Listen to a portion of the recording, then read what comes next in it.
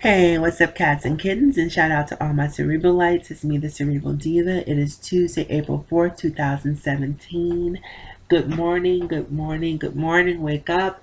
Let's chat. There's some things I want to talk to you about. Well, actually, there's one thing in particular I want to talk to you guys about. So, I was on my Twitter feed this morning, scrolling through as I do most mornings, and I came across this really interesting article in the Washington Post, right? And the article is about the infamous Rachel and the divisive Rachel Dolezal. Now, I'm going to try to give you guys an abridged version of Rachel Dolezal. If you want more information, just pop her name into Google, and I'm sure there's tons and tons of information out there about her. But here it is. I'm going to try to give it to you in about 10 to 20 seconds. Rachel Dolezal is a white woman who identifies as black. She was living her life as a black woman, married a black man. She was working for a black organization, the NAACP, the National Association of Colored People. And for the most part, she convinced people that she was black, or a fair-skinned black woman. That's how she appears to me. She had disassociated or excommunicated herself from her family. The family was a little disgruntled by this, went to the media, took pictures of Rachel pre-blackness to prove that she was not, in fact, black, and basically torpedoed her whole story.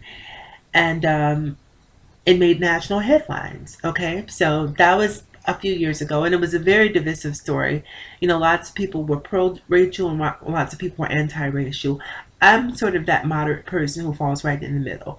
Um, I wasn't necessarily pro, and I wasn't necessarily con.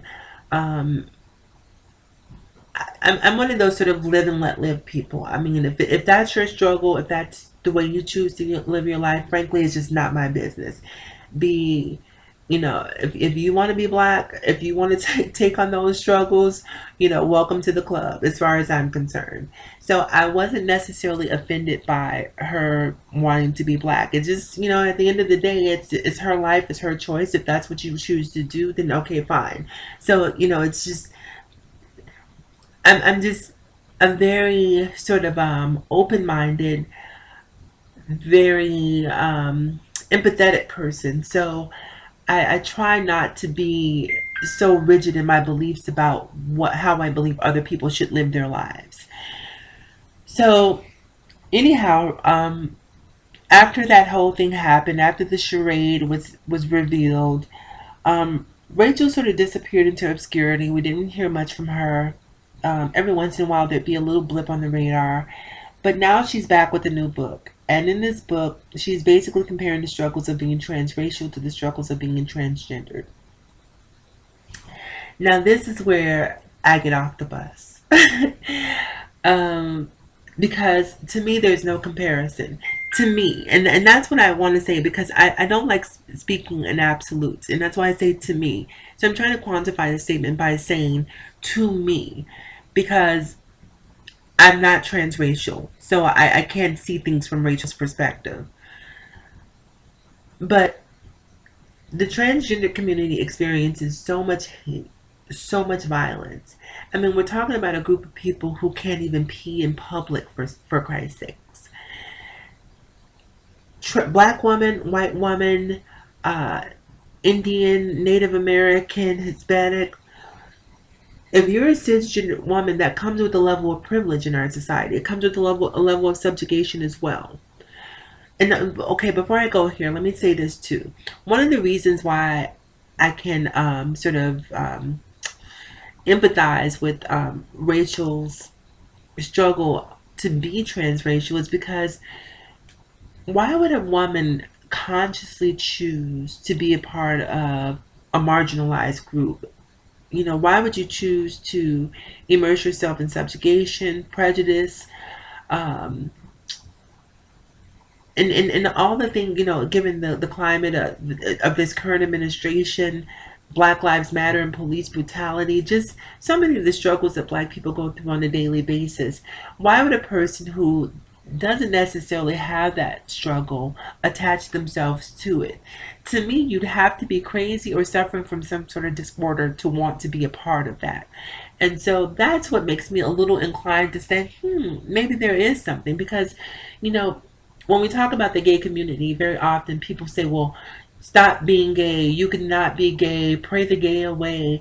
And you'll hear people in the gay community say, being gay is not a choice. Why would I choose to be bullied? Why would I choose to be excommunicated from my family? Why would I choose to, be ostracized in society or be a pariah in society?